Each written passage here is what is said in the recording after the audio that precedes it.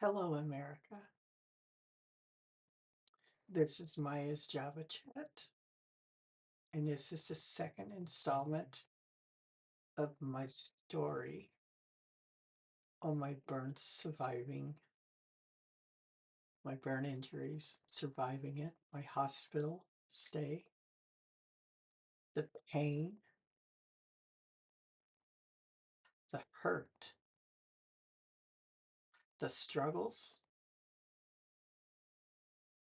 recovering,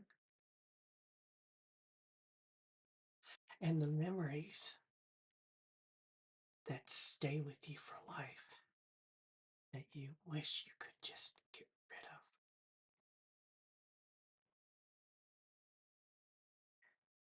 This is my story for you, the American people, to understand what it's like for burn victims and survivors, what they have to go through, and how we would like to be treated.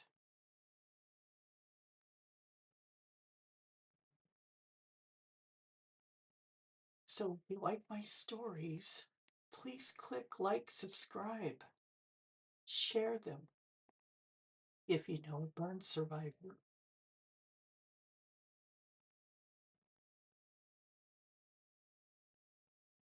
So in part two of my story, the day I got to go home wasn't my home. I really didn't get to go. Oh, I did everything they told me to do in the hospital. I ate the food to get that tube out of my nose because I wanted to die. I did not live anymore. So they forced a tube up my nose and down my throat and they force fed me. They would not remove it. They tied me down to my bed so I couldn't pull it out.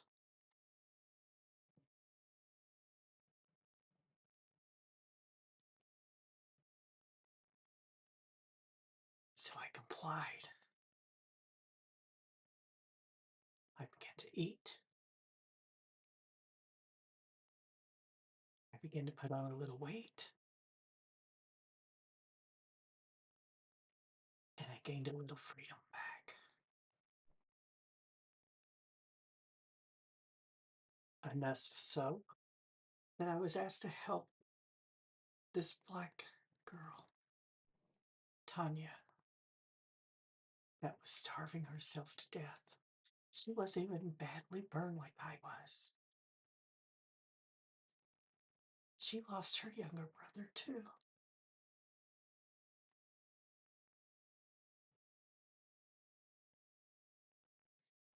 We both made it.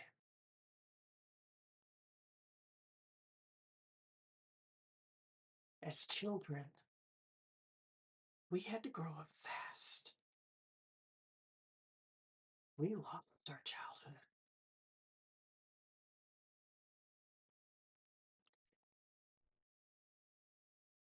She wasn't burned as severely as I was, but she was burned enough where she needed grafting done in some areas.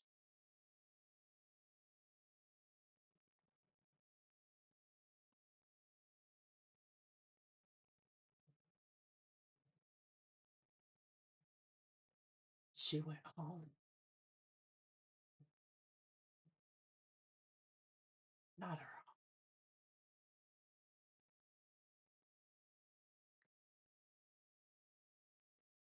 Her mother sent me some gifts, white socks. We couldn't have really anything on the burn board.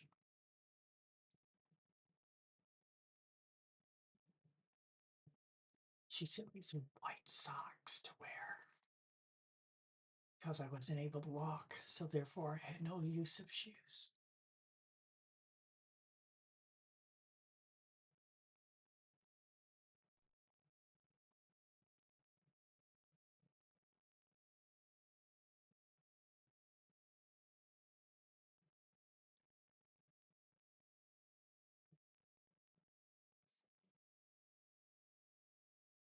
before I got my freedom to go home.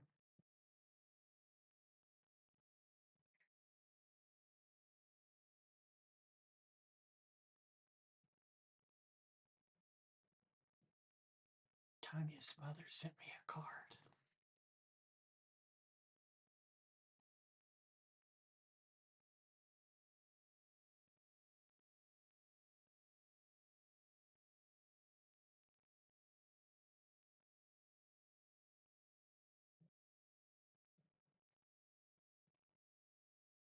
She thanked me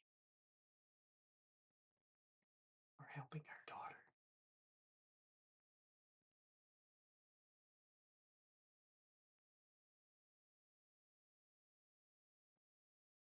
Only to take her daughter home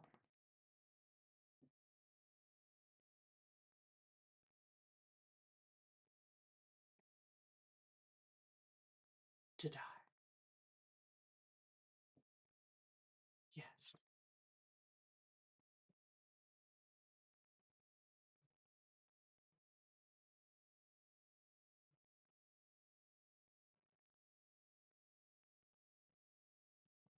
she left her note that she was sorry.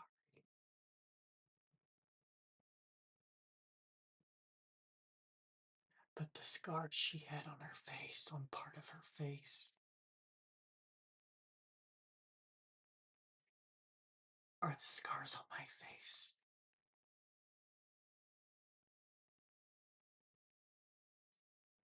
Every time I look in a mirror to brush my hair, to wash my face, brush my teeth,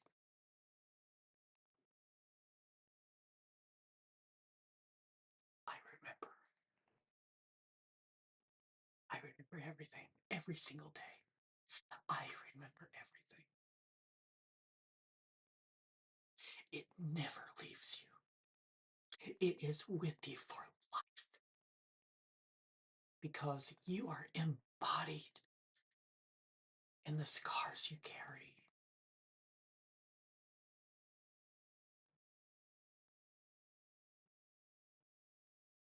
And she gave up. I wasn't supposed to know.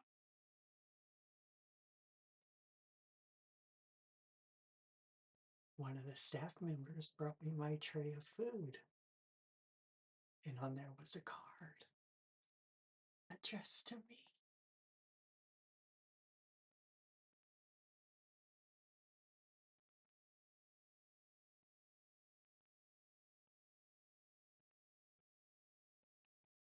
I asked her if she would open the envelope and let me read it, and she held it up to me. She didn't even read it. I read it.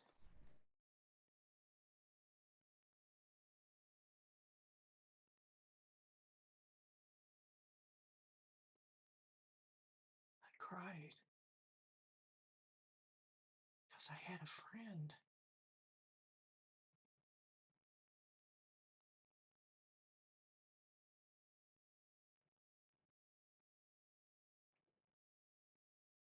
And she got what I wanted. And I didn't understand why she even wanted to die. She could walk. She could feed herself. She had hands. She had a few scars on her face and her neck, and a couple on her arms.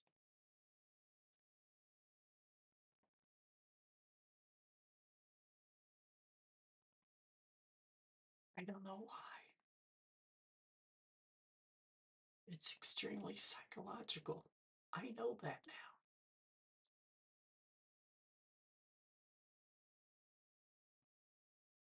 I don't even understand celebrities. Why do you want to alter your faces?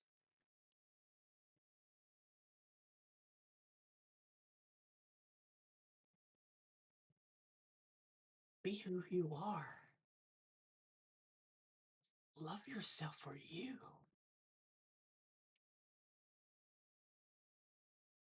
I would give anything if I could be me again and have hands, no scars, be able to reach out and grab a glass, a can of soda. I don't drink soda, but I want to grab one.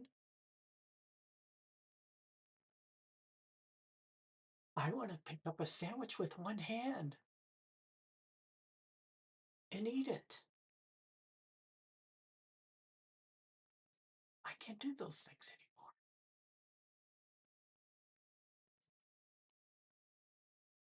I have a handle on all my cups. I don't drink out of glasses unless they have a handle. This makes me feel human.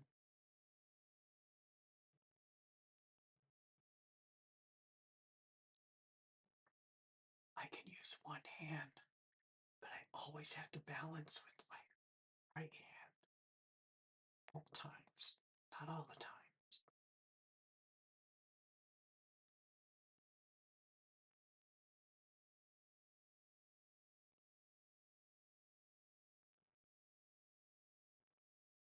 I had to change the way I live, the way I eat, the way I dress myself. I have to pick out certain hairbrushes to brush my hair. And thank God and thank the people that had technology and knowledge that God gave them to create silicone handles on hairbrushes because I am now free to brush my hair with one hand. Can't do it with my right hand. My right hand is known as a helper hand. My left hand is my strong hand, my everyday hand. But it requires my right hand to help it to try and make one hand.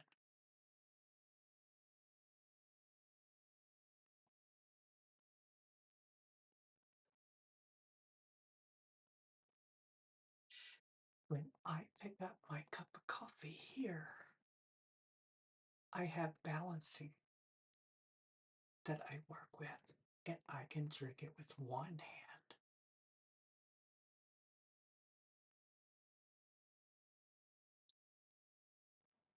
My right hand helps me balance it at times when my left hand becomes weak. But being able to hold it with one hand makes me feel human, unlike having to hold it with both hands at all times. America, people, to the world.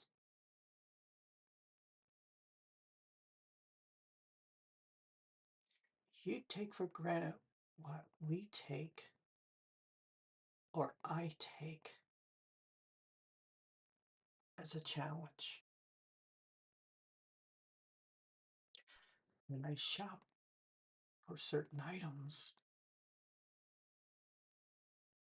I want to try them out to make sure I can use them and not have to return them.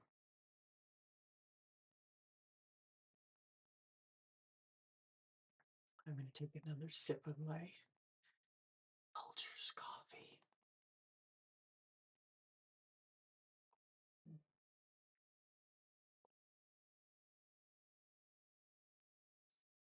Now,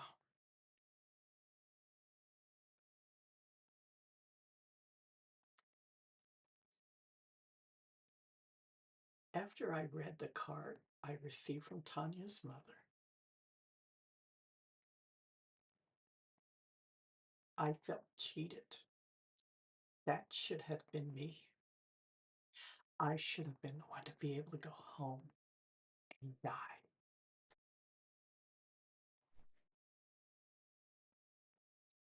That was supposed to be me, not her. She was a beautiful black woman, young girl. She was a woman, though. she had to grow up quick. She had to deal with pain, skin grafts,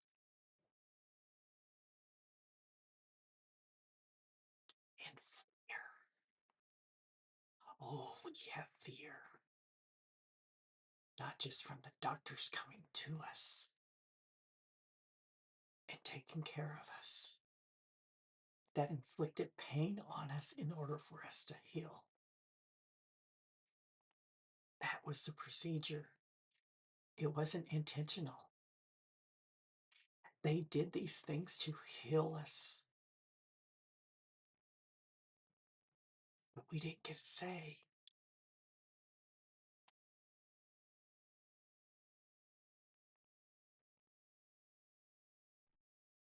But my day came where I was going home, but I had no home. It was gone.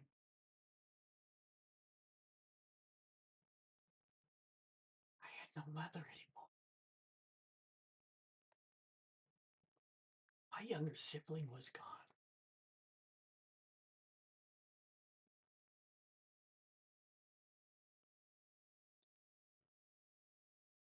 He had a pet snapping turtle, Norman. Mhm. He had a pet snapping turtle, and he raised it.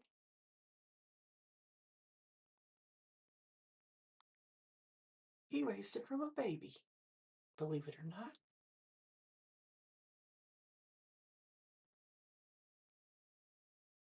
He could feed that turtle by hand, and that turtle would not bite him.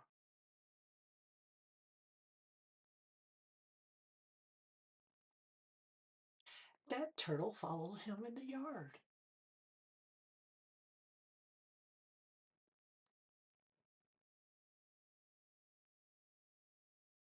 He had a pet snapping turtle. And of all the names to name a turtle, Tiger.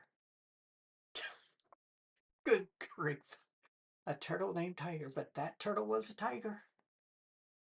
Because if any of us other siblings reached in that box that that turtle was in, it would snap at you. Oh, yeah, it would. But I'll tell you one thing. He was a good brother,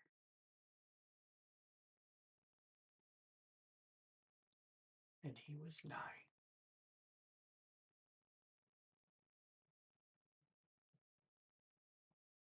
He had the most beautiful red head of hair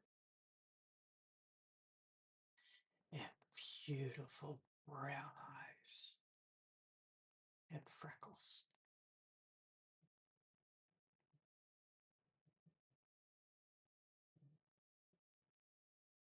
He had a smile from ear to ear, and he just lit up a room.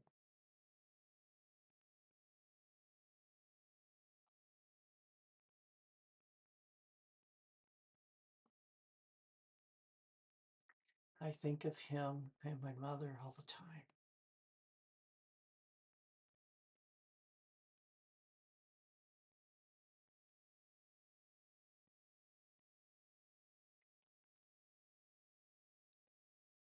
I miss them. And a part of me is happy that they are not here. Because when I saw both of their blackened bodies from head to toe, I reflect back and I think about what they would have to go through. And my mom, even though she was gone, she gave me strength.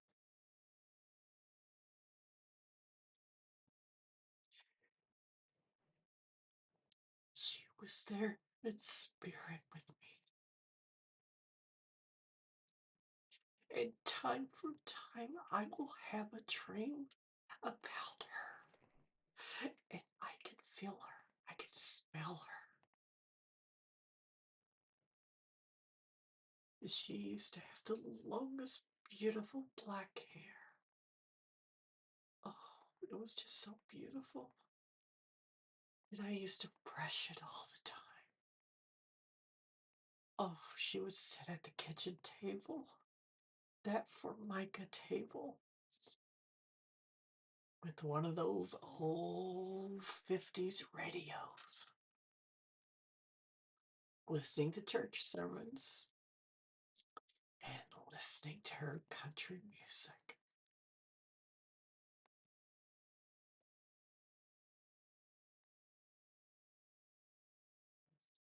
Those are the memories that keep me going.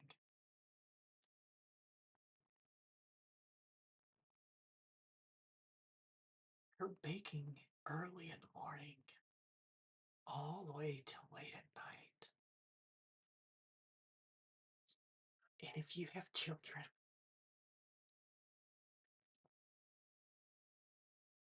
may I recommend that you kiss them every night at bedtime, on their forehead, on their cheeks. Give them a smile and say good night and sweet dreams.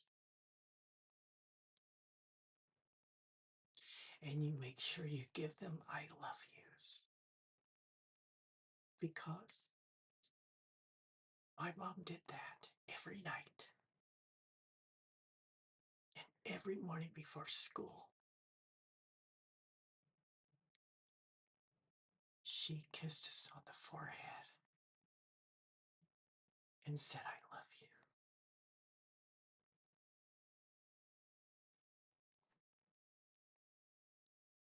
That could have been the last time we heard it.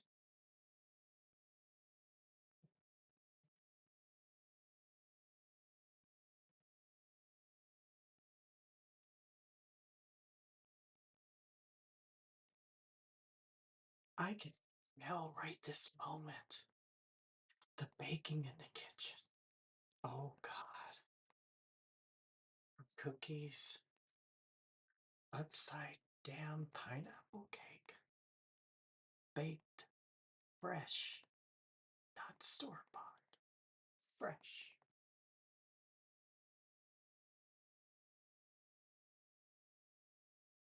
Carrot cake, muffins. She even made donuts. She made homemade jams and jellies. She did a lot of canning. We had a big family at that time.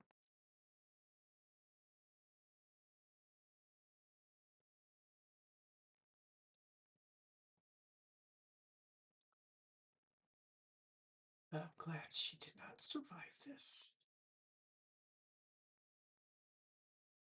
Seeing her and my sibling burned from head to toe.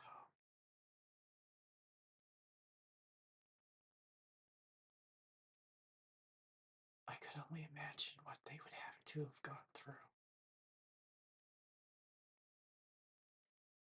They had no skin left to graft from.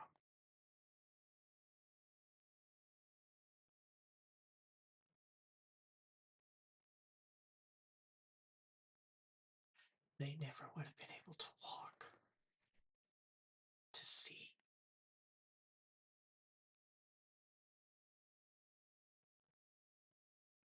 A sister of mine told me their eyes were gone.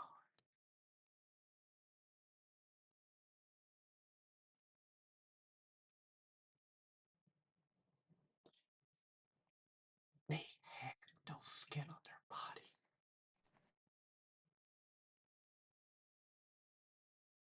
not even on the soles of their feet.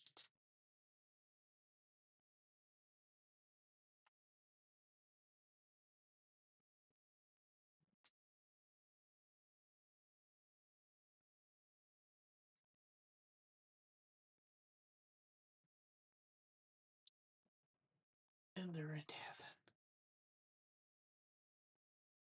and so is Tiger the snapping turtle.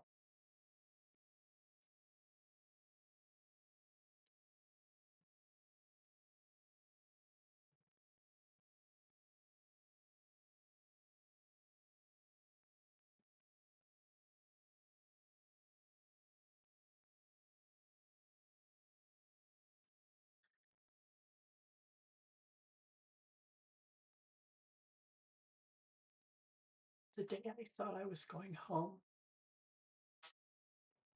I had siblings fighting for me. Or were they? Did they want me? Did they love me?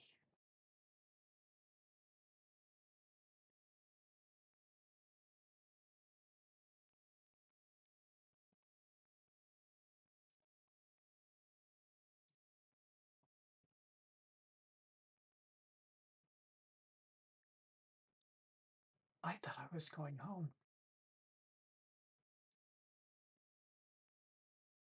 My siblings went to court to fight for custody.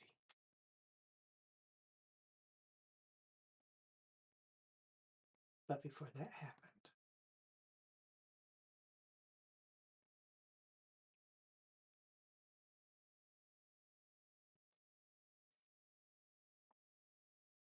I was strapped in a chair at the hospital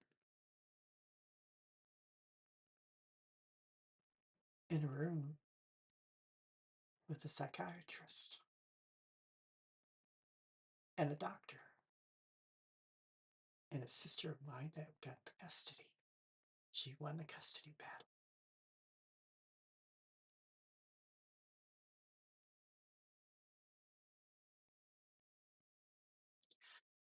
I was in a room strapped to a chair.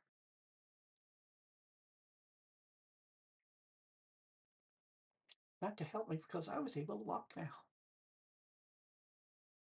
I could sit up on my own.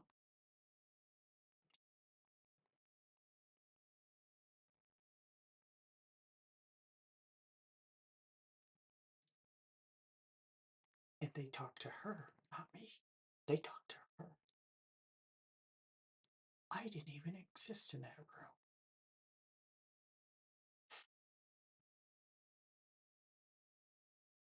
They were telling her all about the care I'm going to need.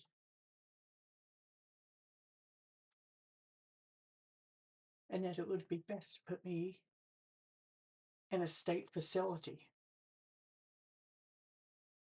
because I would never be able to do anything for myself. I would be a burden. I wouldn't be able to tie shoes, wouldn't be able to dress myself, wouldn't be able to brush my teeth. I wouldn't be able to feed myself.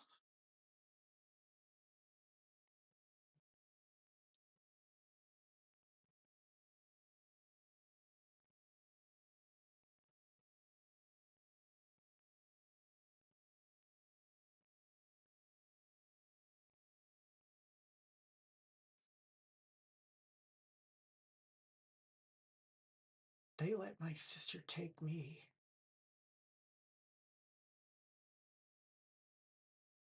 for a weekend.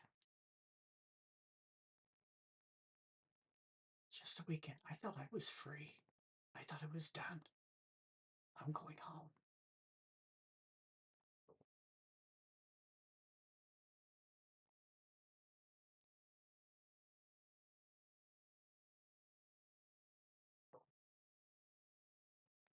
I still had bandages on me where the skin has not completely healed. And she was given supplies to change them.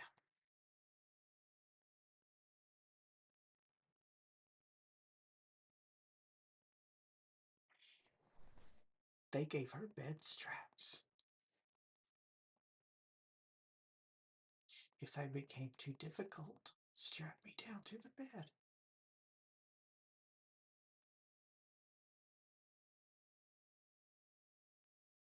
She did.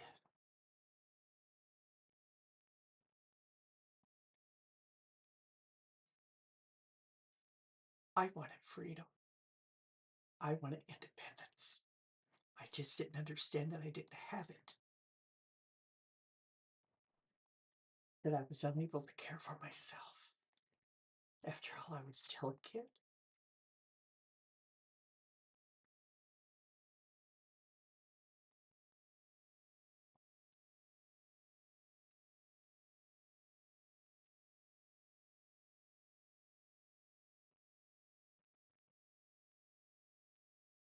And things kept changing.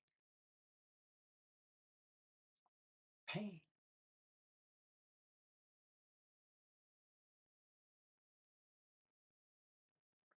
The less pain medication I got, the more pain I felt again. It wasn't an addiction.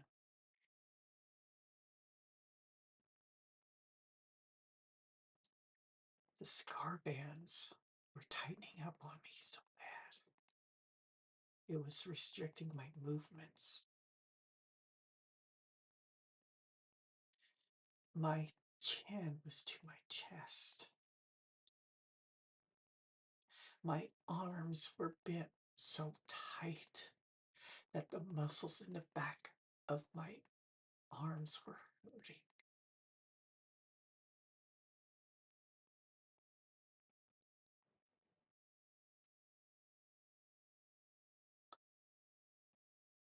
There was a bounty of pillows piled up on top of one another to try and make me comfortable.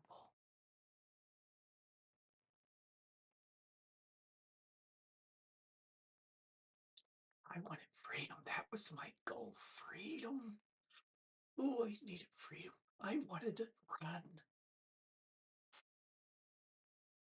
I wanted to feel the wind in my hair, on my skin. I want sun. Oh no, you can't be outside in the sun. Your skin is too sensitive. And you can't play outside because of the germs. You can't get infections.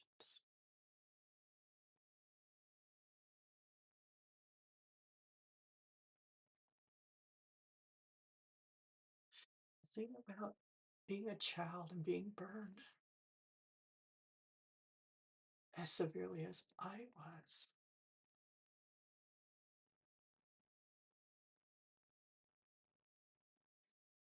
you have to keep having surgeries because your body is still growing and the scar tissue contracts. It holds it back.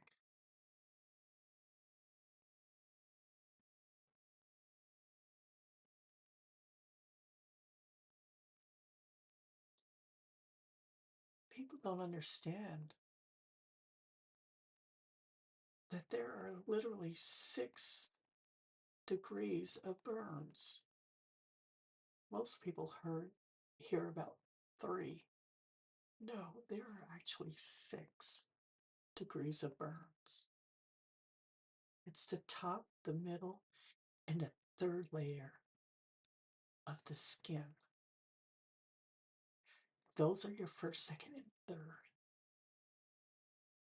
Your fourth degree is when the muscle bone beneath it, the tissue beneath the third layer of your skin is burned. That's the fourth. The fifth is when it goes down into the muscle and down into the bone. And the 6th degree burn is when the bone is actually charred and burned itself.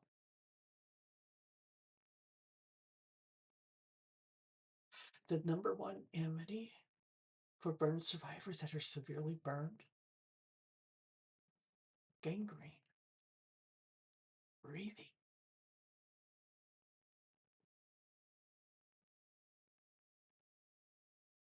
lungs collapsing, kidney failure, all these things, even a heart attack.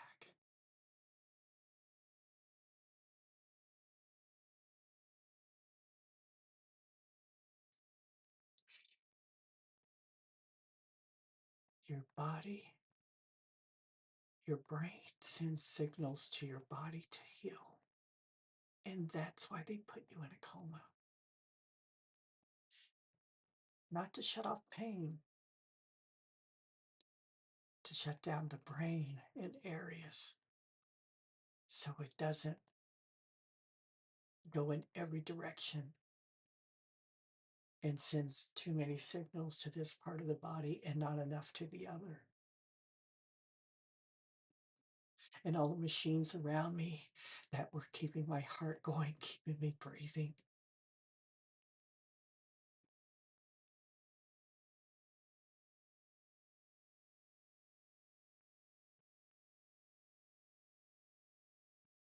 All of those things, they played a role in me being here today, February the 18th, 2026.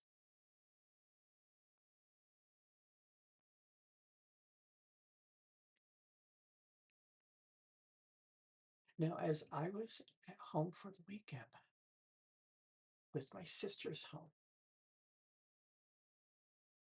it was very difficult.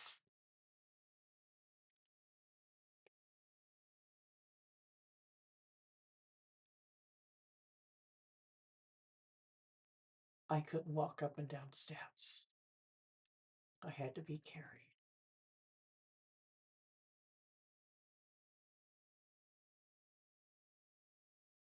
I couldn't bathe myself, couldn't dress myself. I couldn't feed myself. Everything had to be done for me.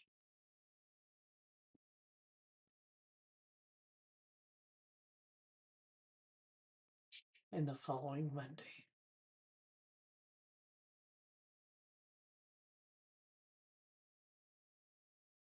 we went for a ride. Mhm. Oh, we're going for a fun ride. And we're going to go out to, oh, I forget the name of the place. And we're going to go out and have hamburgers and fries and big strawberry milkshakes. Oh, everything.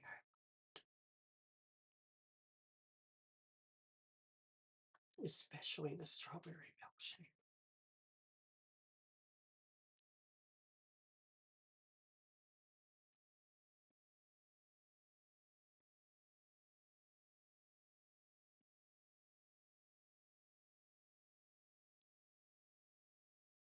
After a few hours in the car, I knew something was done not quite right.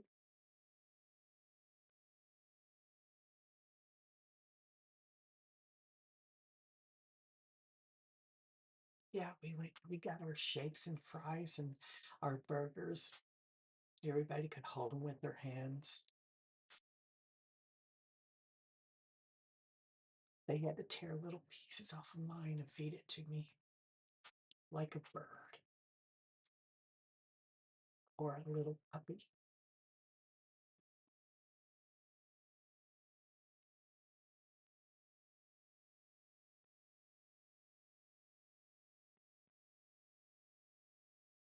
And that was a distraction to keep me from noticing my surroundings. But I noticed the tall buildings because when I left, I looked at that building, that hospital. Oh, that big building. I remembered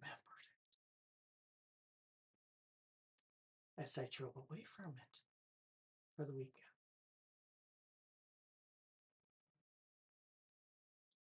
And when that building came in my view, I knew what was happening. I was going back.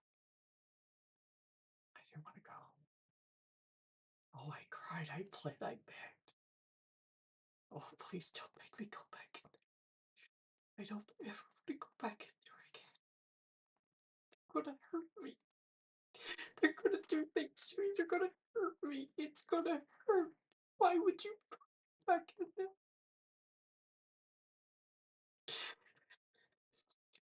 Please. I begged everybody in that car, please don't put me in that hospital.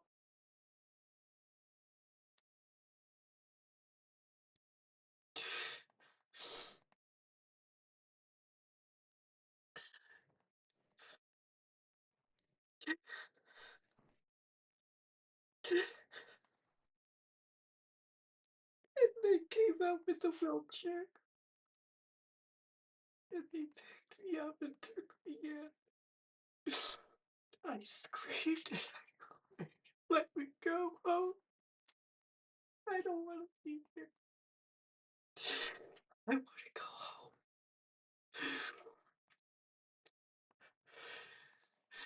It's like they couldn't hear a word I was saying. It was like I was in a coma, screaming, please stop. You hear me? They did. I know they did. And I know they were doing their jobs.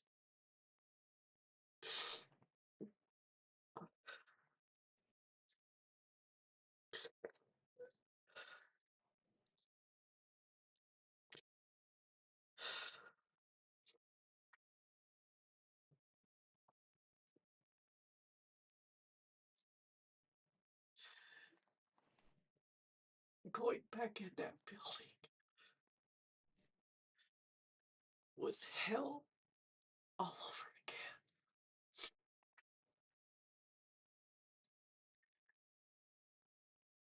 They would unlock the elevator doors. I paid attention. I did. And they took me up 5 floors to the burn ward. We were at the top.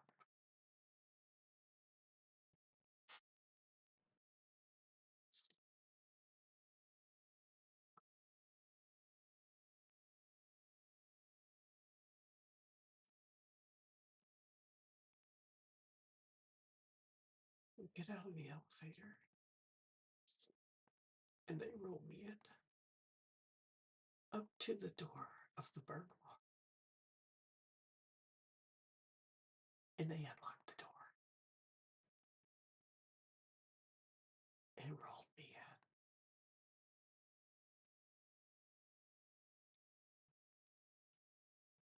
in. And by that door was a room.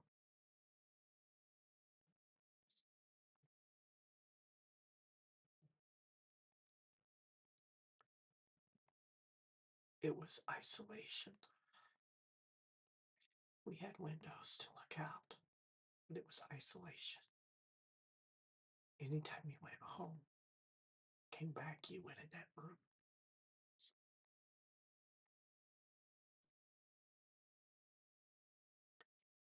You somewhat had to be decontaminated to make sure you did not bring germs or bacteria into the ward.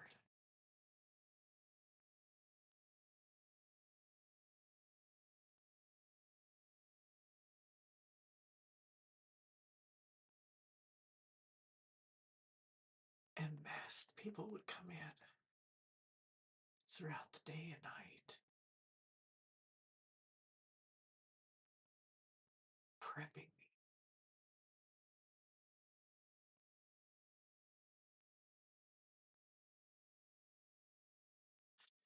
When I say it was an isolation room, it was soundproof. Nobody could hear you outside that room.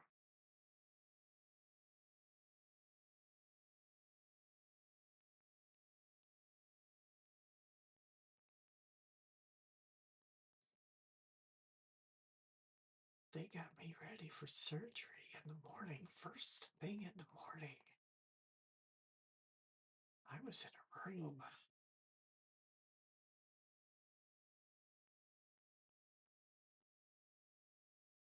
little bit of hamburger and those few fries I had, and that little bit of strawberry shake on the way there. That's all I had that whole day. I didn't get anything else. Oh, they fed me. They held me down and they put a tube up my nose again. They connected IVs to me, not one, multiple. And they strapped me down to a bed in that room.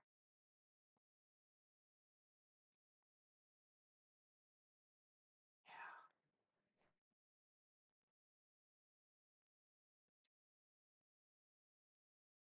I was alone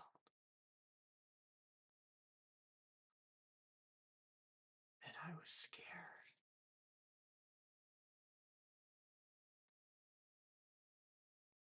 And I didn't expect what was coming.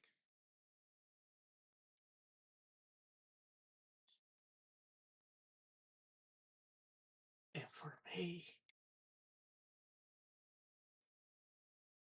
what happened the next day, that morning,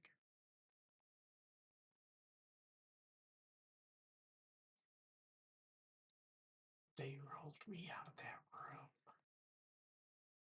and they covered my bed with a cradle, an upside down cradle with plastic over it so I couldn't contaminate anybody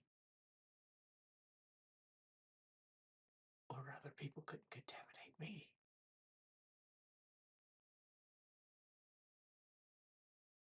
But I'll tell you,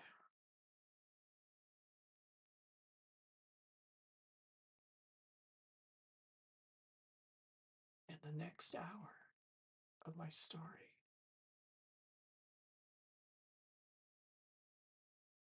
I will tell you what they did.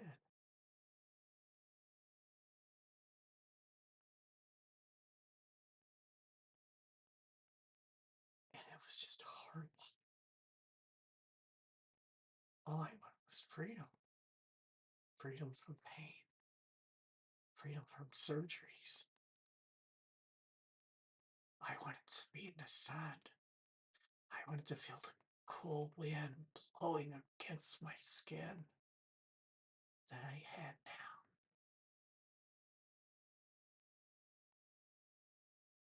I wanted to go about and do things everybody else was doing.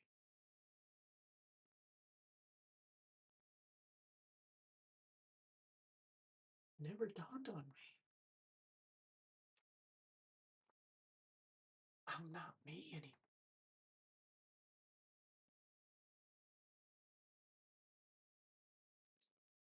Before the fire, I was like everyone else. Now, I am someone else that is different, that has to struggle, has to feel pain daily.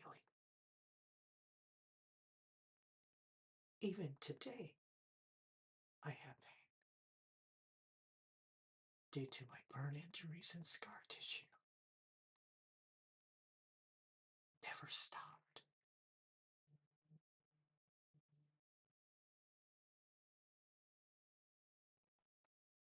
And it's scary. The very next day, that morning, when they rolled me down this long, cold, ice cold corridor with all those lights above me just flashing as I was just rolling. You'd just be light after light after light, almost like they were flashing in your eyes.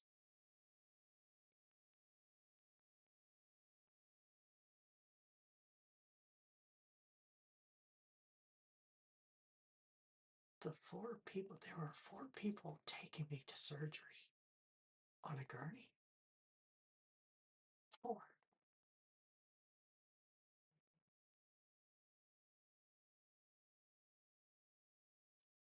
Not one of them would talk to you.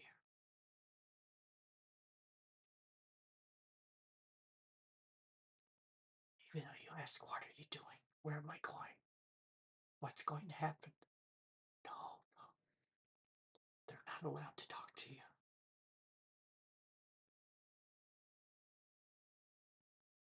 They just did their job.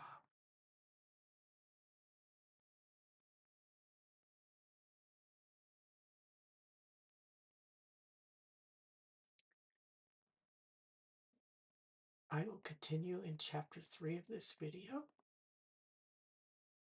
on being a burn survivor, a burn victim. I would like to educate you out there, people, in America and around the world. We are human beings. We feel, we hurt, we laugh, we cry, just like you.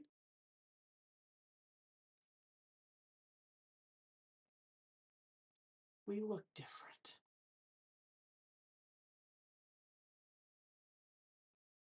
It doesn't make us less human.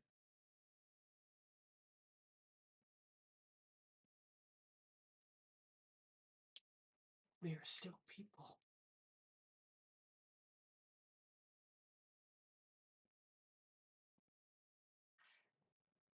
So please click like and subscribe and share my videos. I do hope I become monetized, and I do hope I make the 500,000 or more, so I will be able to move to Mexico and enjoy sunshine all year.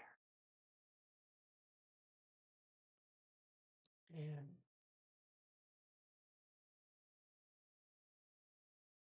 but I'm doing this video to educate you. That's my main object here, is to educate you, for you to get a better understanding what it's like to be in my shoes, to feel what I've had to go through and what other burn survivors have had to endure. When I was burned, they didn't have the technology they have today. So I know it's less painful for them.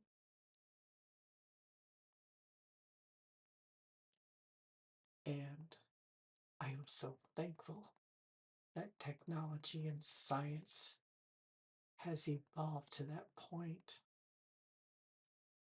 But regardless, if you're burned severely, there is pain. It alters your life.